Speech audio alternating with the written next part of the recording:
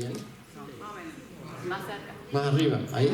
Sí, ahí se escucha mejor. Pensé que iba a ver el público y casi no lo veo.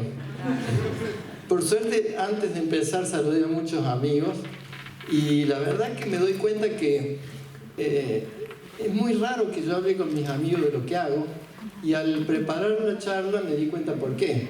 Porque cuesta bastante traducir todo lo que uno hace en algo entendible. La forma que nosotros tenemos de comunicarnos los científicos es justamente a través de imágenes, porque cuesta mucho decir las cosas sin esas imágenes, sin esos gráficos y demás. Y hoy lo que hice fue preparar una charla con lo último que hacemos en el laboratorio, con lo que estamos haciendo ahora. Y el desafío para mí es que ustedes lo entiendan. No estoy hablándole a científicos que se van a aburrir probablemente con lo que yo digo, estoy hablándole a la gente que no sabe de biología. Y voy a tratar de que entiendan, por ejemplo, la relación que hay entre una mutación, un gen, una proteína y una enfermedad. Si yo les pregunto así, a ver, algo veo, ¿quién entiende la relación de un gen, una mutación, una proteína y una patología, una enfermedad? ¿Podría levantar la mano alguno, al que sepa eso? Ahí hay uno, pero vos sos de los nuestros, eso no vale. Bueno, el desafío entonces es explicar eso y que de aquí ustedes se vayan entendiendo algo de Alzheimer. Espero que entiendan bastante de Alzheimer, como para que después cuando la prensa cuenta algo de la patología, lo puedan entender, lo puedan conceptualizar, lo puedan valorar. Y sobre todo si eso pasa, ahora sí está muy bien, si eso pasa, creo que van a entender por qué hay que apoyar a la ciencia, al Instituto Ferreira y a la ciencia de toda la Argentina. Entonces vamos a dar inicio, a ver si lo veo bien, a la charla, contándoles cómo la ciencia encontró el Alzheimer o cómo el Alzheimer fue parte de la ciencia. Fíjense que esto inicia a principios del siglo pasado, 1901. Y quiero hacer un paréntesis, porque al explicarlo así, bajando al llano, lo que yo tengo que contarles, no sé cuánto tiempo voy a demorar. ¿Están dispuestos a aceptarlo? Sí. Bueno, entonces me siento tranquilo ahora. Soy de hablar mucho. Resulta ser que esta mujer, Augusta Deter, joven, 51 años, fue internada por su marido, era un ferroviario, porque ella ya en su casa no podía hacer ninguna tarea, y él cuando se iba a trabajar era muy peligroso dejarla sola, no entendía el mundo que la rodeaba, tenía malos comportamientos sociales, había un montón de deficiencias cognitivas, así que él vio que era más seguro dejarla en un hospital, y ahí ella se encontró con Alois Alzheimer. Obviamente ellos se están dando cuenta que la enfermedad se bautizó gracias a él. Él era un joven residente en el hospital en Alemania y se interesa mucho por el caso, porque ella ve que el cuadro clínico de esta mujer no coincidía con nada de lo que se conocía en ese momento. Dice, esta mujer probablemente tenga otra patología distinta. La entrevistaba mucho y anotaba todo lo que pasaba. Finalmente reportaba sus deficiencias, las tienen aquí. El doctor Hugo Díaz más adelante las va a explicar en mucho más detalle. Pero a mí me parece que ella misma, la misma Augusta, definió mejor la patología que cualquier otro podría hacerlo. Porque en un momento que él le preguntaba cosas, ella le dice, como en una especie de pseudoconciencia, debo reconocer que me perdí a mí misma. Y eso es lo que hace esta enfermedad. Roba la mente, roba la personalidad, roba la esencia de una persona. Esta patología, que en ese momento era la primera, hoy es un problemón para nuestra sociedad. Fíjense que el costo de la demencia, pero acá estoy hablando de demencia, no de Alzheimer. Lo que pasa es que Alzheimer se lleva el 60, el 70% de todos los casos de demencia. Y esto es el costo, 1,3 trillones de dólares. Es difícil de imaginar esa cifra, pero ¿qué quiere decir? es el PBI. Si yo lo pusiera eso en un país, esa sería la 18 economía del mundo, más que Suiza, más que Holanda. Ese es el gasto anual que hacemos en esta enfermedad.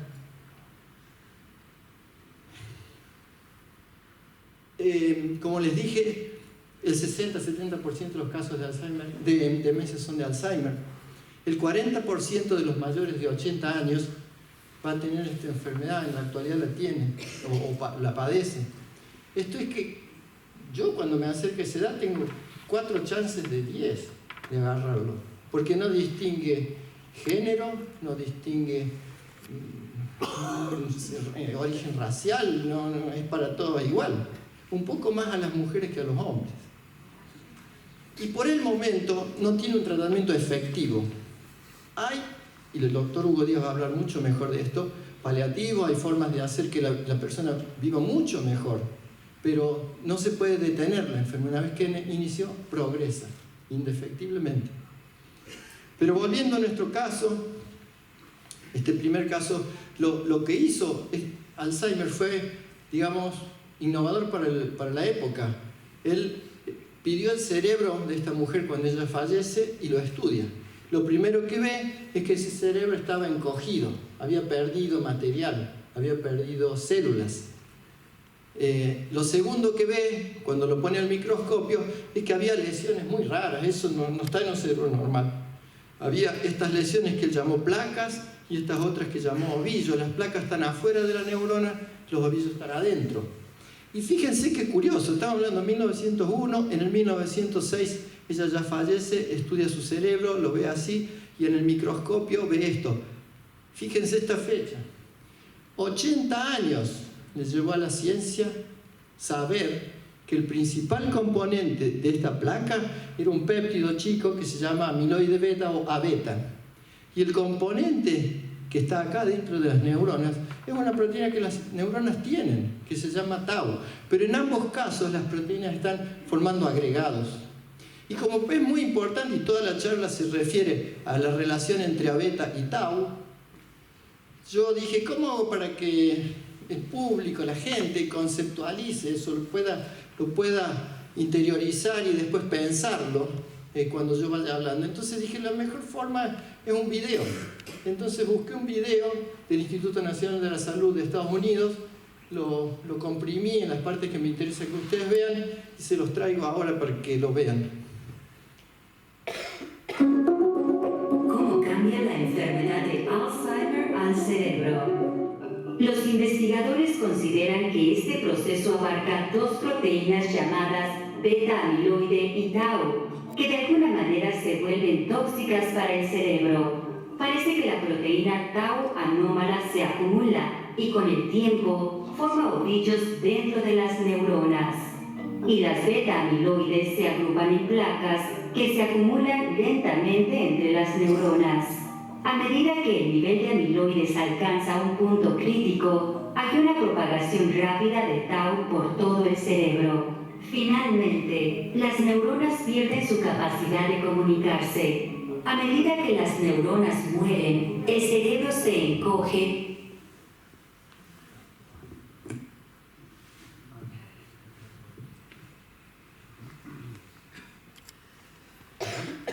Me están dando instrucciones para que no acople, que estar acá.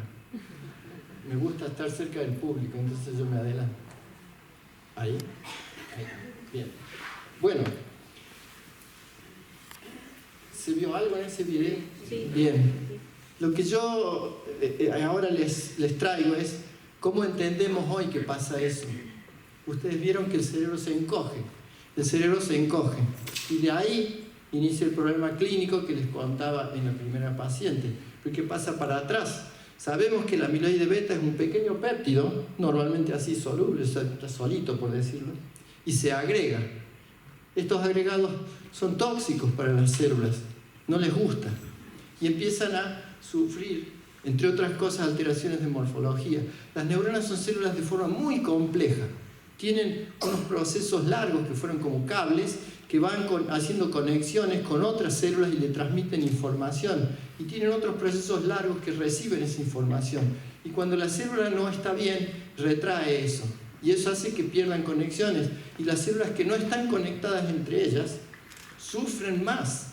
Y ese deterioro, por esa falta de conexión que va ocurriendo a medida que el amiloide las daña, va a terminar haciendo que se formen las placas, que la tau se agrega dentro de las células y se formen los ovillos, y que todo el sistema funcione mal y comience a haber muerte. Y eso es lo que lleva al encogimiento del cerebro y a los síntomas. Fíjense que la fase sintomática, que es la que normalmente se ve, uno lo ve a la persona que tiene el problema, ocurre entre 5 y 10 años hasta que la persona fallece. Pero la fase asintomática dura entre 20 y 30 años. Eso está ocurriendo, como si corre agua bajo el puente, ¿no? Hasta que en algún momento el puente se rompe. Pero esto es una oportunidad, porque si nosotros lográramos correr esta fase más allá, ya la persona tiene suficiente edad para morir naturalmente, con su cerebro intacto, por decirlo de alguna forma. No intacto, pero con sus funciones preservadas. Entonces, lo que a mí me interesa básicamente es estudiar esta primera parte. ¿Cómo es que los agregados dañan una célula? Y yo puedo, si yo entiendo eso, puedo correr esa fase en el tiempo, hacer que la neurona no responda tanto. Y al no responder tanto, estiraría esta fase, ¿sí? Ahora, ¿cómo sabemos que esta es la secuencia lógica de eventos? ¿Por qué no es que se murió y después aparecieron estas cosas?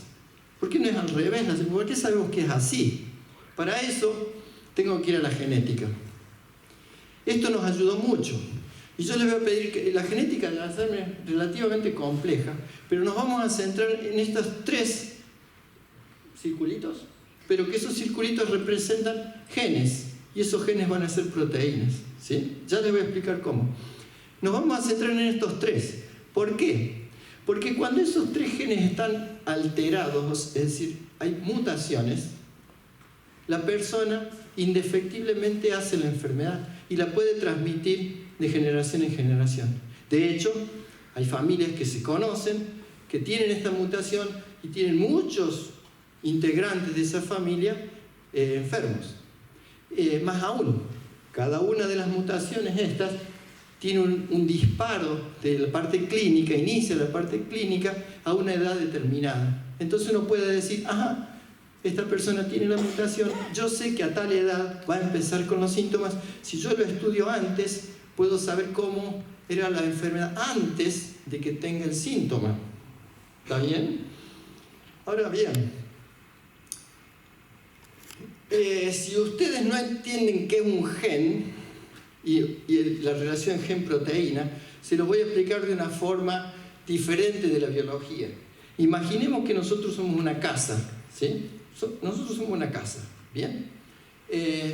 Para hacer una casa necesito un plano y necesito instrucciones de todo lo que voy a poner en la casa. El plano vendría a ser los genes que nosotros tenemos, nuestro ADN, que podemos transmitir de generación en generación, padres a hijos, madres a hijos. Por eso los hijos se parecen a la madre y al padre, porque comparten la misma información genética. Ahora, los genes son nada más que información, son ese plano.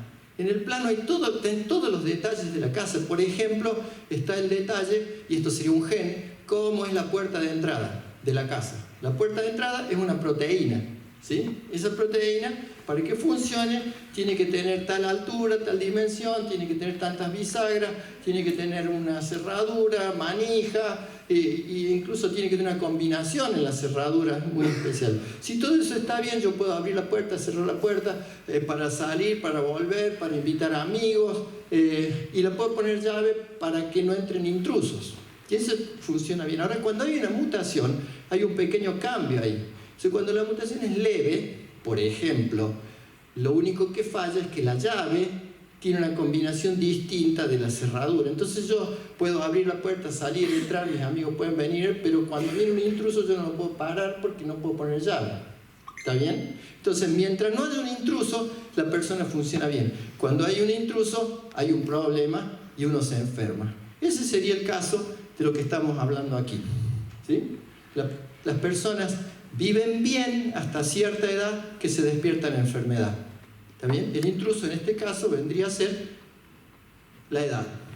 ¿Está bien? Ahora bien, ¿quiénes son estas proteínas? Estos genes, perdón. Este gen se llama el gen de APP, que va a dar una proteína grande. Esa proteína nosotros le llamamos APP, para ponerlo en simple. Fíjense que APP tiene este cosito verde ahí. ¿Quién era ese? ¿Ah? El amiloide beta, el beta. Ahí está el beta, el maldito está ahí. Pero está dentro de la proteína. No puede salir a hacer cosas. Para que salga, ¿qué haría falta? Que yo haga un corte acá y un corte acá y lo libere. ¿No es cierto? ¿Y quiénes son estas otras dos proteínas? Las tijeras moleculares que cortan para que se genere la beta. Y resulta ser que cuando estas dos proteínas, cualquiera de ellas, están mutadas, el beta que se genera es un poquito distinto del normal en algún aspecto, que va a hacer que se agregue fácil. Y al agregarse fácil se acelera el proceso que lleva a todo el circuito que ya vimos recién. ¿Les queda claro? Entonces la clave está en cómo paro que se genere la beta, o bien cómo hago que esto no dañe la célula. Y fíjense que es notable de que 100 años después, cuando se cumplieron los 100 años del descubrimiento de la patología, que es la primera publicación, se estudió el ADN de esta mujer. Hay un trabajo que dice que ella tenía una mutación en presenilina 1. Otros dijeron, yo no la encontré, pero por la edad y la sintomatología pareciera ser que efectivamente sí, era una mutante. ¿Para qué sirvió o para qué sirve en la actualidad saber que hay una familia, hay una persona que se va a enfermar? Y porque ahora yo puedo estudiar y, como les dije, ver cómo es antes. Entonces, se han diseñado moléculas que se pegan al amiloide agregado y que lo puedo ver en el cerebro. Puedo hacer imágenes, hacer una tomografía por emisión de positrones, una técnica absolutamente cara, pero que permite ver el amiloide en un estado temprano. Esto es un cerebro normal. Acá está con la tinción de amiloide. Vean cómo progresa esa tinción a medida que la enfermedad avanza. También se puede hacer extracción de líquido cerebroespinal y medir tau y A-beta en la persona. Y se ve que los valores de esta proteína se modifican cuando empieza la patología. Estas dos son técnicas diagnósticas que se utilizan principalmente o bien en lugares donde hay mucho dinero que sobra, que no es lo más común, o bien para estudios clínicos. Es decir, todavía están más bien en la fase experimental, no porque no den resultados positivos, sino porque lo caro del sistema. Por ejemplo, en Argentina hay uno de estos aparatos que está en Fleming, pero solo hay uno. Y al no haber todavía una terapia que pueda justificar esto, es, digamos,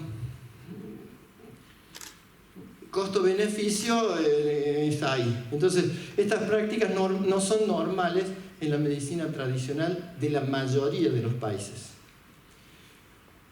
También ha servido esto para valorar terapias y decir qué terapia me sirve para cambiar esto o para cambiar algún valor de la enfermedad. Entonces, el año pasado se aprobó, la FDA de Estados Unidos aprobó este monoclonal, le llaman Leqembi, que tiene la particularidad de eliminar el beta del cerebro. Lo que hace es estimula al sistema inmune para que saque eso del cerebro. Y al hacer eso, en algunas personas se ha bajado hasta un 27% el declive del deterioro cognitivo. No se frenó, pero se lo redujo. Y esto causó una enorme alegría en la comunidad científica, porque por primera vez tenemos una prueba de que efectivamente la idea de que el amiloide está causando el problema se validó, digamos. ¿Para qué sirvió también esta técnica? ¿Para qué sirve saber esto de los genes? Bueno, el gen de APP es tan fuerte, las mutaciones son tan fuertes, que si yo se las inserto a un ratón, el ratón va a hacer placas y va a hacer una patología que tiene bastantes similitudes con el Alzheimer. Entonces yo puedo estudiar los cambios en ese cerebro en un modelo experimental que me permite hacer muchas indagaciones de tipo molecular y demás, y avanzar en el conocimiento de la enfermedad. De hecho, se avanzó muchísimo usando estos modelos. O también puedo hacer un modelo más simple, meter el APP en una neurona y explorar qué le pasa a esa neurona cuando el APP está mutado en lugar de un APP normal, para entender cómo ese APP me lleva a la formación de estos y otros fenómenos que ocurren en una célula, digamos, cuando el APP mutado se expresa. Nosotros usamos, y ahora en esta parte de la charla empiezo a hablar de lo que estamos haciendo ahora. El modelo que yo vengo usando desde los 90 es el modelo celular. No el modelo de ratón, sino el modelo celular. ¿Por qué? Porque a mí me interesa indagar en lo molecular de la célula, meterme adentro de la neurona y preguntarle a la neurona ¿por qué te molesta el A-beta agregado? ¿Qué es lo que te hace mal de eso y cómo? Porque si entiendo eso, posiblemente pueda interferir y hacer que esa fase donde el amiloide está se prolongue en el tiempo, como les decía al principio. ¿Qué hacemos con ese modelo celular? Normalmente esto es un cultivo de neuronas de rata. Esas neuronas en el cultivo se desarrollan de una forma tal que se parecen en algunos aspectos a la del cerebro. Es decir, crecen los procesos que van a recibir información, que nosotros llamamos dendritas. Crecen los procesos que llamamos axón, que transmiten la información, y establecen contactos entre ellas. Fíjense que en los procesos que se llaman axón, que son estos hilos, digamos, está la tau. Eso es lo normal. Y nosotros nos preguntamos, ¿qué pasa cuando te pongo A-beta? El A-beta malo, el A-beta agregado. Los procesos de las dendritas, es decir, las antenas, se retraen. Los axones se encogen. Y no solo eso, parecido a lo que se ve en el Alzheimer, ahora la tau se va adentro del cuerpo, como si fuera el ovillo. No son ovillos, le falta esa formación de agregados, pero sí está las formas patológicas de tau, las formas anormales de tau, que están coincidentes